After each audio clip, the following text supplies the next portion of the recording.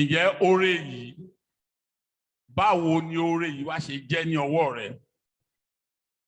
For majority of Christians or most Christians, there is reason for them to turn to Christ. There is for a purpose. Maybe they are seeking a purpose. But now that we are in Christ, me and you, and we have been glorified, then how are we using this opportunity? Ǹjẹ́ ńgbà tí Ọlọ́run dábìrà nígbèsí ayé tó dá ẹ lóhùn lẹ́yìn tèmi àti rẹ tó dá wa lóhùn lẹ́yìn tèmi àti rẹ ti wọlé Ọlọ́run pàtí rojú rere Ọlọ́run ǹjẹ́ ta la tó á gbé ojú wa sókè sí? After having been accepted by God and having been favored in various ways by God, whom are we still focusing on as our source? Nítorí pé tí a bá wo àwọn ọmọlẹ́yìn Kristi ọ̀pọ̀ náà àwọn ọmọlẹ́yìn Kristi tí a bá ti róore ọ̀fọ̀ Ọlọ́run gbà ó di pé ká wá kọ̀yìn sí Ọlọ́run ká gbé ọkàn wa ga sí Ọlọ́run. It is usual for we Christians, after having secured God's favor, then we turned our back at God. Ní ìwé tí a kà ẹ̀kọ́ kìíní tí a kà lówùúrọ̀ yìí pẹ̀lú ẹ̀kọ́ kejì tí wọ́n kà fún wa a rí pé wọ́n kẹ̀yìn síra wọn.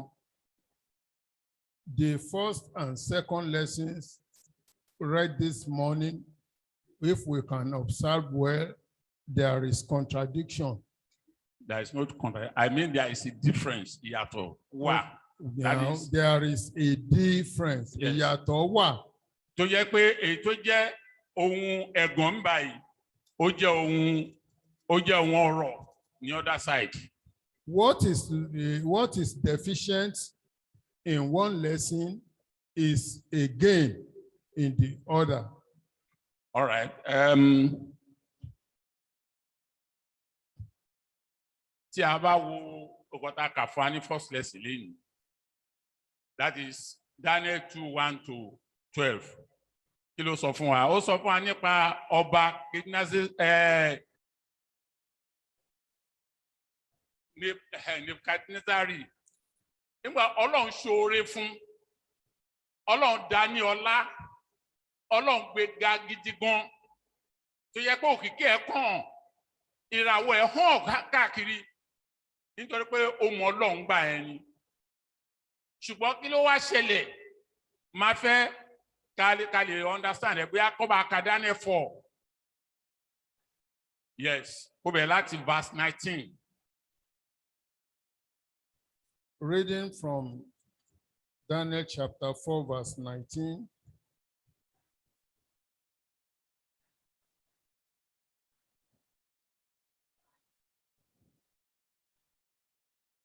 Ó wà ní ìwárìrì, that is Daniel Nebukadnezari. Ó jẹ́ èèyàn kan tó jẹ́ pé bọ́lọ́run ṣe gbéga, but nítorí pé àìṣedéédé ẹ̀ pẹ̀lú Ọlọ́run, Ọlọ́run wá fún ní àlá. Nígbà tó rí àlá ìyàwó ìwá jẹ́ èyí tó yẹ kó bani lẹ́rù gidigidi, ọkàn wà lélẹ̀, ọkàn ẹ̀ dàrú.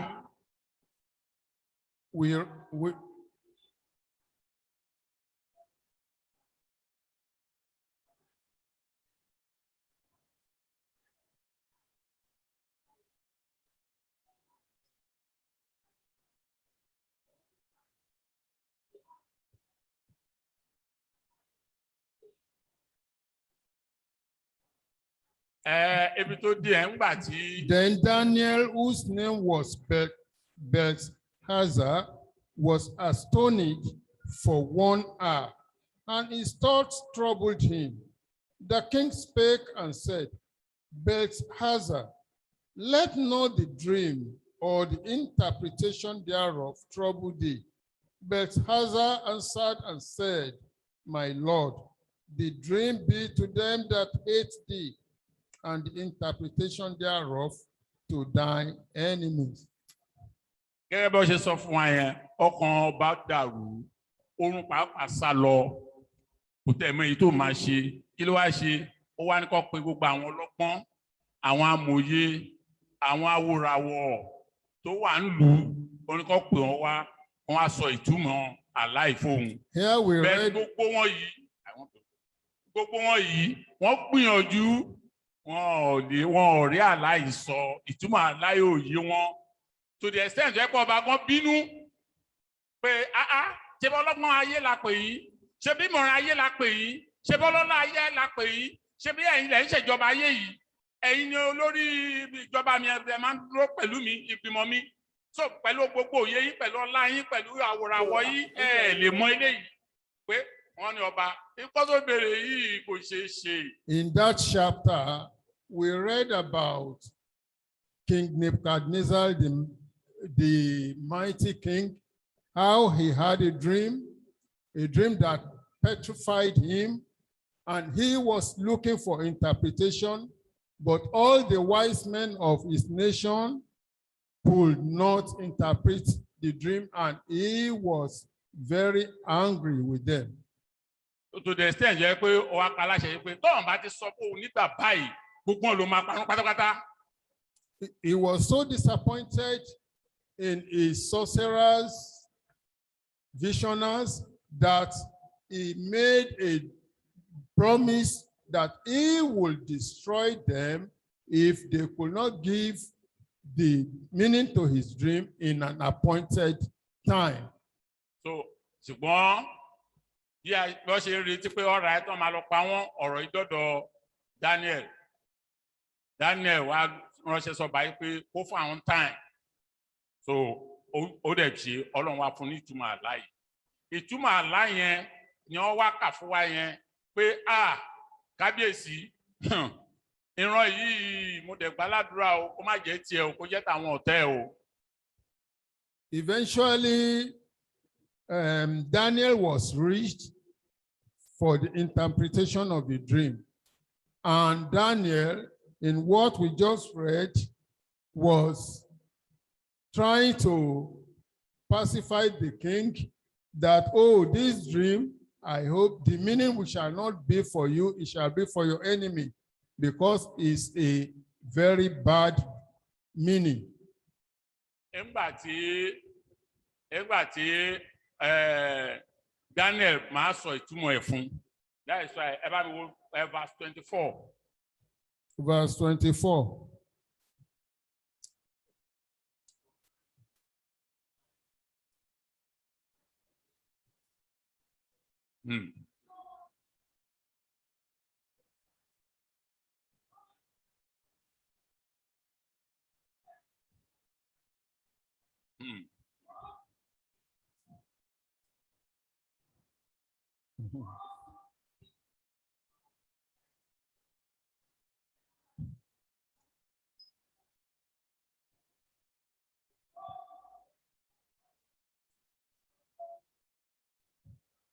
Ìjọkíjọ ìgbàkígbà níbikíbi tí o bá gbé ọkàn ẹ ga sí Ọlọ́run tó dá ẹ, sí Ọlọ́run tó mú ẹ wà láyé, tó mú ẹ borí ìṣòro, tó pèsè fún ẹ, tó bùkún fún ẹ, tó wá ní pé Olúwa gbà tó máa ṣe lè fún mi, ìwà bí Ọlọ́run mo ní, ṣùgbọ́n àwọn òfin ẹ yìí ó dà ipò ti le jù fún mi láti ṣe mọ́.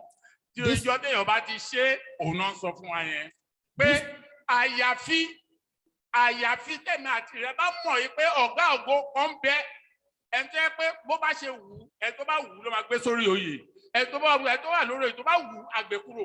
Ìjọba bá ti mọ̀ pé Ọlọ́run ọ̀gá ògo ló ń jọba lórí ìjọba ayé yìí, àti ìbẹ̀rù Ọlọ́run bá wà, ìgbà yẹn gan ló máa tẹ̀síwájú. This is the interpretation, O King, and this is the decree of the Most High, which is come upon my Lord the King, that they shall drive thee from men, and thy dwelling shall be with the beasts of the field, and they shall make thee to eat grass as oxen, and they shall wet thee with the dew of heaven, and 7 times shall pass over thee, till thou know that the Most High ruleth in the kingdom of men and giveth it to whomever he will.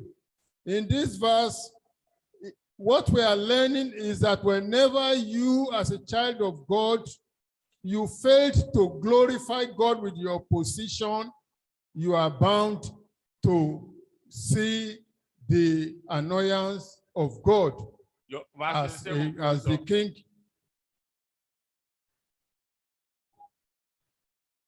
Yeah.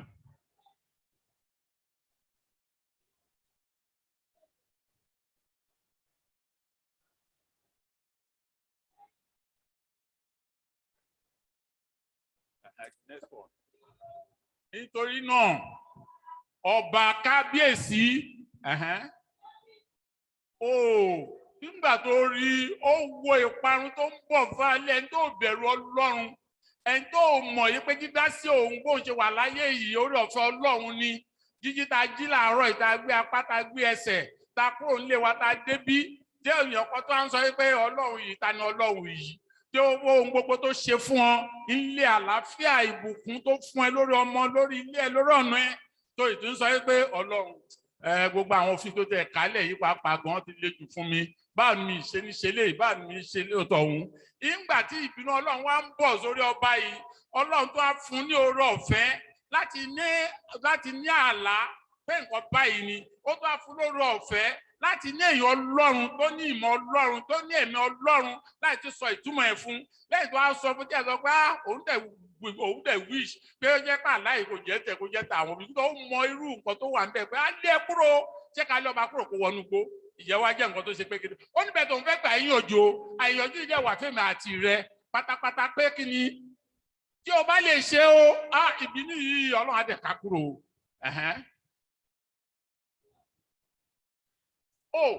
Ó ní kí o fi òdodo dájú instead a máa ṣe àìṣedédé, gbogbo àìṣedédé wa pátápátá ká jẹ́ kí òdodo kó borí ẹ̀.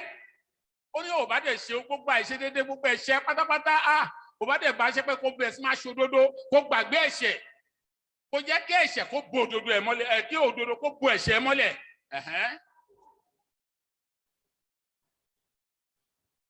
Kí àdá máa ṣàánú fáwọn tálíkà, nǹkan tó lọ́n fẹ́ láti èrè àti ìrẹ́ nìyẹn, nínú ẹgbẹ́ tí a wà, nínú ìjọ ni, nínú ibikíbi tó bá wà nílé ẹni, ní fámìlì ẹni, ẹ jẹ́ ká wò àwọn làánú tọ́ sí.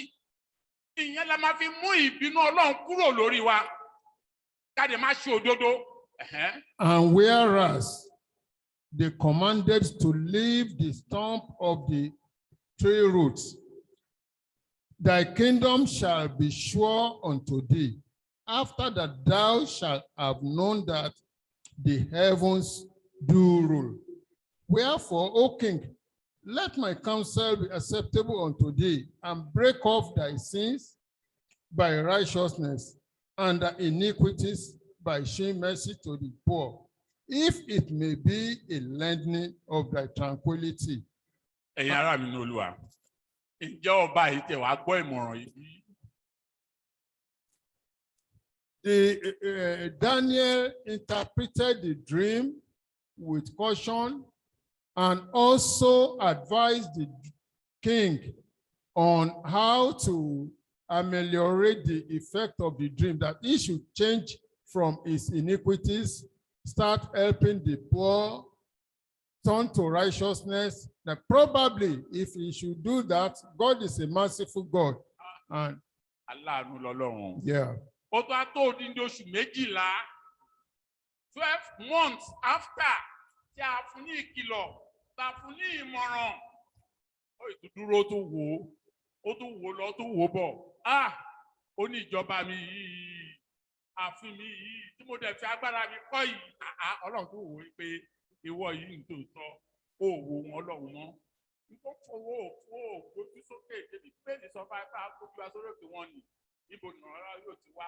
Owó kẹ̀dá kò tó ìrọ̀lọ́wọ́ tó fẹ́lẹ̀ jẹ́ kó má tó àkọsílẹ̀ ilẹ̀ tó kó fún yẹn, òun láti ṣàìsẹ́ ìgbà ẹ̀ṣẹ́ pọ̀ lọ́wọ́ ẹ̀gbẹ́ pọ̀ lọ́wọ́. Ó ti dọ́dún kan wá lọ gbáko kí a tó mú ìlérí, kí a tó mú ìbínú, kí a tó mú wọn ṣẹ lórí ẹ̀.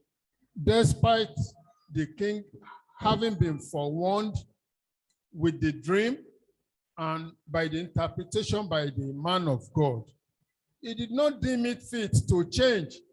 For a solid 12 months after the warning, he still continued in his arrogancy of dynasty, trying to elevate himself above God, thinking that all that he has achieved, his beautiful nation, is by his own power.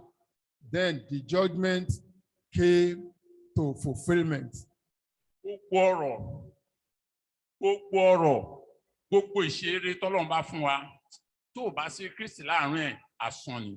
Whatever God has used to favor us, if we don't acknowledge him in it, we don't acknowledge Christ, we think it's our own might, by our own might, we are only caught in trouble.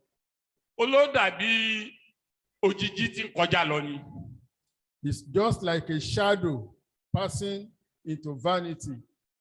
Ó ní ilé tó dára, a beautiful mansion. Tí a bá ń gbénú ẹ̀ tá a wò ó pé kíní tó o bá sí Kristi inú ẹ̀. Kí ló wí? Ó ní ó dàbí hell, ọ̀run àpáàdì láyé yìí ni. If you are so wealthy and you are gifted with a big mansion and you still don't consider putting Christ first with all your wealth, then it will all end in vanity. Ó ní ṣùgbọ́n kó tẹ̀ jẹ́ inú ahéré ló ń gbé. If you live in the hut, tí Kristi bá wà ń bẹ̀, what you have is heaven on earth. Even when you are poor, but Christ is in you, it's like having heaven on earth. All right, tí a bá wo the second lesson, Matthew 2, I can consider láti 1 to 11 ní kẹ̀kẹ́ ọ̀gbẹ́t. Wọ́n fi yé wa wípé àwọn ọlọ́gbọ́n èèyàn, àwọn amòye èèyàn, wọ́n rí ìràwọ̀ tọ́lọ́run fi hàn wọ́n ní ìlà oòrùn. Wọ́n tọ̀ ọba wá. Wọ́n ní kábíyèsí, ẹ̀wẹ̀ ní ta àwọn tó ń wo kábíyèsí. Àwárí ìràwọ̀ ọba tó tàbí a sì wà láti wá forí balẹ̀ fún. Ọba yẹn tún wò ó pé iṣẹ́ ọba kan tó jọba kan lọ ni. Ó ní ẹ rí ẹ̀dá ṣe pé kí òun ọba dẹ̀ wà mí kì í ṣòun lè rí. All right. Ó ní kó dúró. Ó bọ́ sẹ́gbẹ́ kan. Ó pa àwọn amòye ẹ̀. Àwọn náà ti sọ ń tòótọ́ o pé Bethlehem láti máa bí Jésù o ní pé kí ní kan bá wọn jó ó fẹ́ replace mi. All right, kí ló ṣe? Ó sọ fún wọn ní kan lọ. Tán bá lọ, wọ́n á fi òun ní èsì. Ṣùgbọ́n ọba oníṣẹ́ àrà oníṣẹ́ ìyanu nígbà tó ń lọ tó dọ̀hún, wọ́n fún ní kí náà ṣe nígbà tí ọ̀rọ̀ ọba àwọn ọba olú àwọn olúwa wọ́n wólẹ̀ fún. Àwọn tó ní ìbẹ̀rù Ọlọ́run nìyẹn. Wọ́n wólẹ̀ fún. Ó ní ìwé mọ́ sọ fún wa that Matthew 2. Ó sọ fún ayé pé fún ọdún méjì náà fi rìn. Ẹni tí ọkàn ìbá wà lọ́dọ̀ Ọlọ́run tó ní ìbẹ̀rù Ọlọ́run tó dẹ̀ mọ̀ pé Ọlọ́run ni ìgbẹ́kẹ̀lé òun ní gbogbo ìgbà. Kò sí ohun tó lè dé, kò sí wàhálà tó wà lọ́nà. Ọdún méjì náà fi rìn láti wá Olúwa Jésù Kristi dàbí pé ìràwọ̀ iṣẹ́ àwọn láti rí.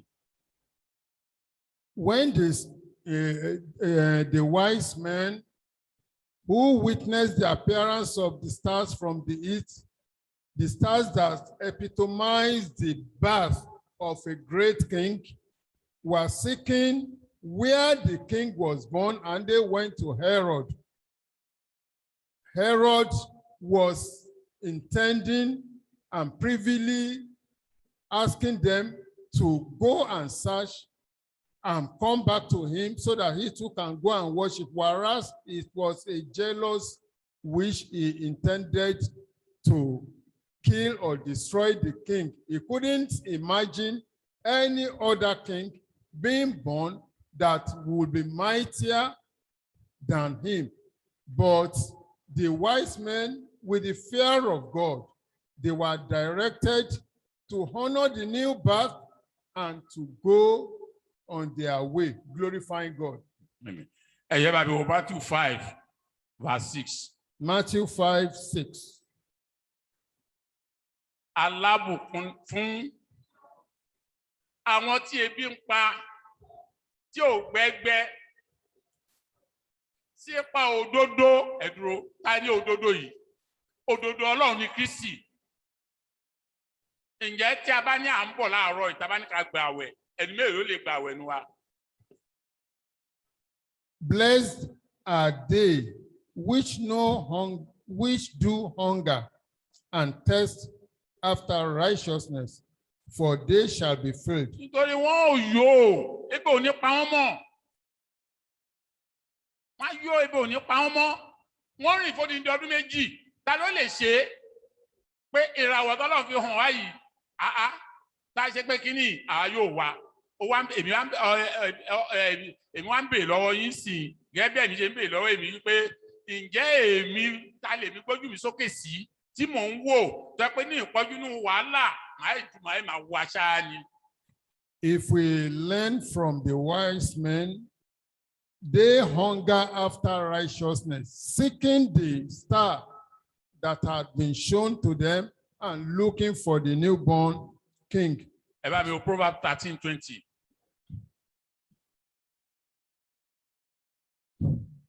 Proverbs 13:20.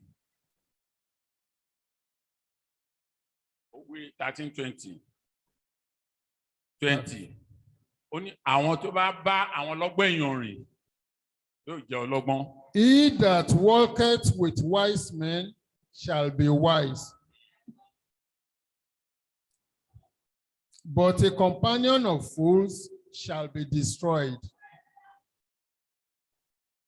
Ẹ jọ̀ọ́, ẹ tí a fẹ́ sọ fún wa láàárọ̀ yìí ni wípé ẹ jẹ́ kí a mú ti àwọn ọlọ́gbọ́n èèyàn yìí tán wá tó gbójú wọn sókè sí Kristi pé àyàfi táwọn bá débẹ̀ táwọn bá rí whatever tó bá máa gbà wọn tó bá cost àwọn láti rí ni. Nígbà tó ń débẹ̀ ǹjẹ́ ọwọ́ òfo ni wọ́n ti jú bẹ́ẹ̀ wọ́n fún ní ẹ̀bùn. Nítorí ẹ̀ tí a bá ìwé mọ́ ẹ̀ ń sọ fún wa pé ẹni tó bá bá àwọn ọlọ́gbọ́n rìn a pè wọ́n ní àwọn ọlọ́gbọ́n èèyàn. Ẹ wo bó ṣe sin Kristi. Ẹ jọ̀ọ́ àwa náà each time tá bá ń ṣe lórúkọ ẹ̀ ń sìn praise worship. Ẹ jẹ́ ká fọwọ́ sàpò tó bá dára ẹ ká fi yin Ọlọ́run lógo.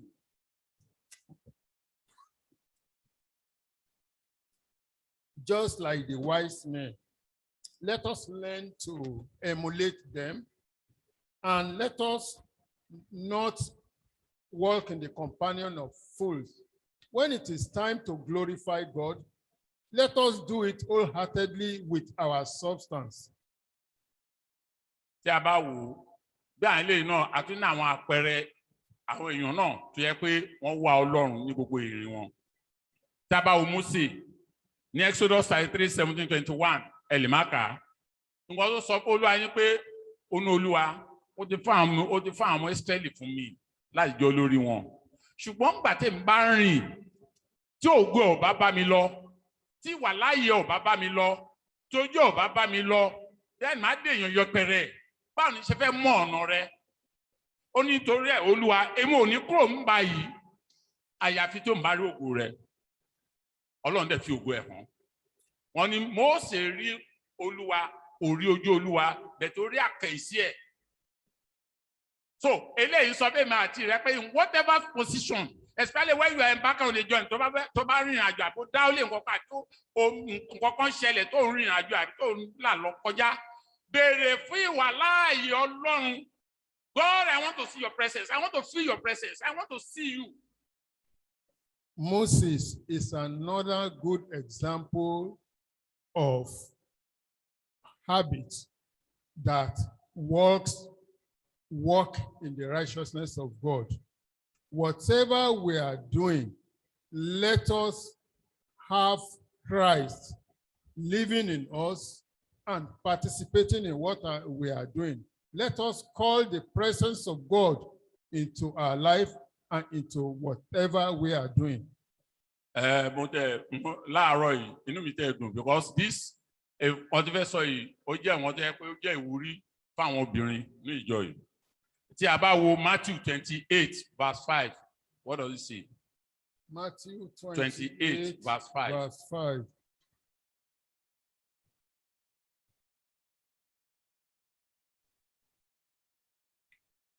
And the angel answered, Mm-hmm.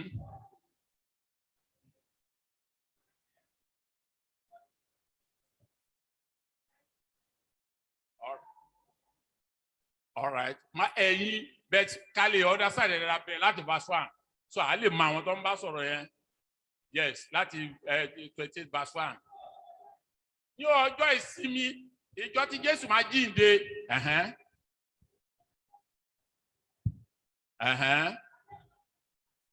Ṣẹ̀rí àwọn obìnrin jẹ́ bọ̀ pé tẹ máa ń lọ sí àpènà. Òun náà lẹ́yìn ṣe yọ ẹni tó bá ti bá wọn ṣe rí kó dìde kọ́ lọ́hùn mọ̀ pé yes lóòótọ́ ó gbójú òun sókè ó gbójú ẹ̀ sókè sí òun nítorí ẹ̀ fáwọn tó ń ṣe I commend them. Mo lè gbàládùra pé lórúkọ Jésù kò ní sú yín kò ní rẹ̀ yín. Example of walking in the righteousness of God or seeking after is that of Mary the Magdalene and other Mary, who early in the morning after the death of Christ went to seek the sepulchre of where he was buried to witness his rising. And with this, we praise the efforts of our women fold, because this they copy during Easter's, going to the to meet Christ at the burial ground around, and they have been doing this to show their love and righteousness towards the words of God, and we advise them to keep it up. And gbogbo àwọn tó bá gbójú lé Kristi, wọ́n wo Kristi, wọ́n á jẹ́ àwọn tó yẹ kán ní ìbẹ̀rù ọ̀rọ̀ ẹ̀. Those who seek Christ and focus on Christ will be those who fear him and obey his commandments. Gẹ́gẹ́ bí Kristi ṣe sọ wípé àwọn tó bá pa òfin mi mọ́ wọ́n jẹ́ ọmọlẹ́yìn mi. Just as Christ said that he who obey my commandments are my real follower. Olẹ́yìn yóò mọ òtítọ́, yóò ti sọ yín di ọmọ. You shall know the truth, they shall know the truth, and the truth shall set them free. Ànírà àwọn èèyàn bẹ́ẹ̀ náà máa ní oore ọ̀fẹ́ mi mímọ́. Ẹ bá verse 19:7. Is such Psalm disciples, 19:7. such followership that have the gift of Holy Spirit. Àtòrìn pẹ̀lú Ọlọ́run. Those who walk with Tó God. pa òfin Ọlọ́run mọ́. Wọ́n ní ìbẹ̀rù ọ̀rọ̀ Ọlọ́run. Kí lẹ wí? Òfò Olúwa pé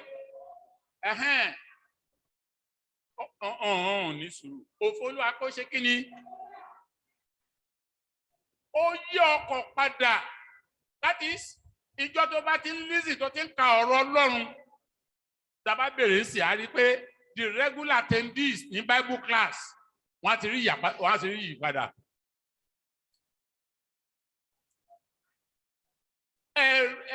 Ẹ̀rí Olúwa dání lójú the testimony, because bá ṣe ń ṣe yìí we are talking of testimonies. Bẹ́ẹ̀ bá ní Bible class wọ́n á sọ fún pé lápẹ̀yẹ́ bá ó ṣe báyìí Ọlọ́run dẹ̀ dá lóhùn, ó ṣe báyìí Ọlọ́run dá lóhùn. Ẹ̀rí Olúwa ṣe kí ni? Ó sọ òpè lọ́rọ́ gbogbo nǹkan téèyàn ò mọ̀ pé àìmọye nǹkan ó ní àwọn èèyàn mi ṣègbè nítorí pé kí ni wọn ò ní ìmọ̀.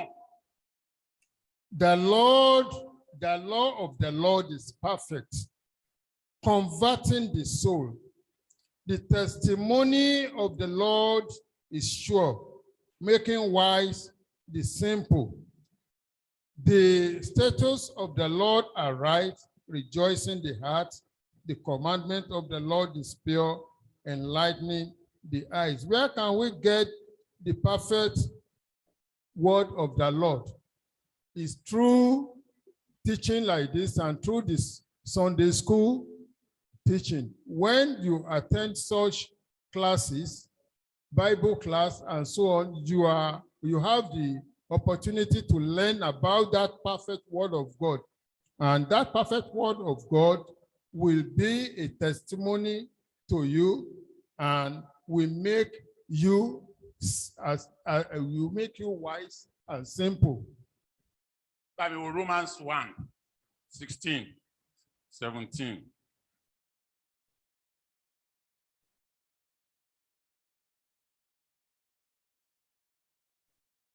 Romans 1. 1.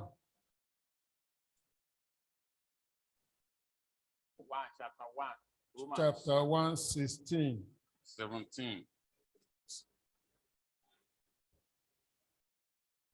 Okay?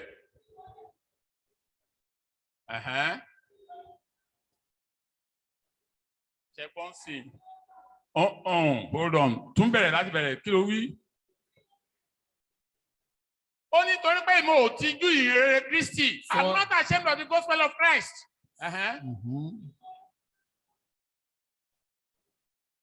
Fún ẹni tó bá gbàgbọ́ is the power of God.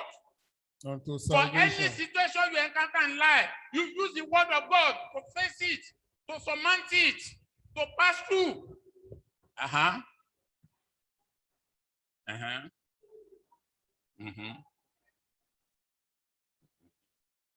Agbára Ọlọ́run ni sì ni ìgbàlà fún olúkúlùkù ẹni tí ó gbàgbọ́. Fún Júù ṣáájú àti fún Hélénè What is it? pẹ̀lú. Hold on. What is it telling us? If you go to Romans 15, unfortunately, that was what I used last week at Los Holy Flock. I told them, only accept yourself as one another, as Christ has accepted us to the glory of God.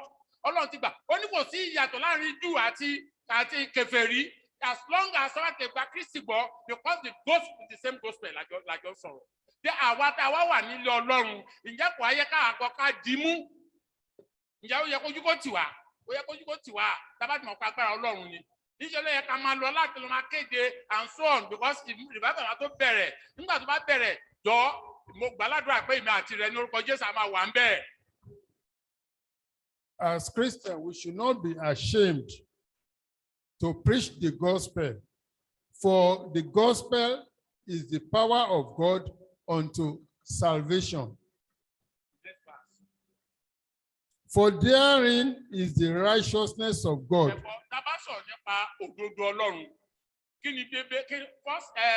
First Timothy 6:6. Ó ní ẹ̀wà bí Ọlọ́run àti ìtẹ́lọ́rùn. Èrè ńlá ni. Níbo ló ti fẹ́ rí ìwà bí Ọlọ́run? Godliness is in righteousness of God. Níbo ni òdodo Ọlọ́run wà? Nínú ìwé gospel ìwé Bíbélì ni. It's when you study the word of God, you have his righteousness.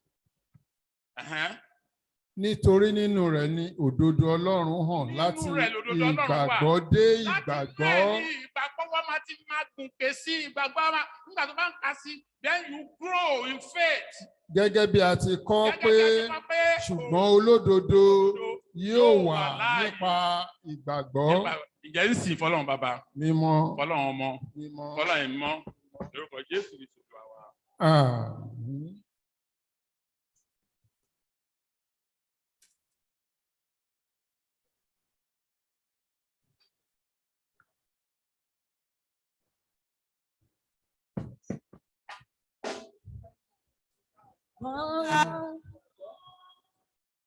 Wọ́n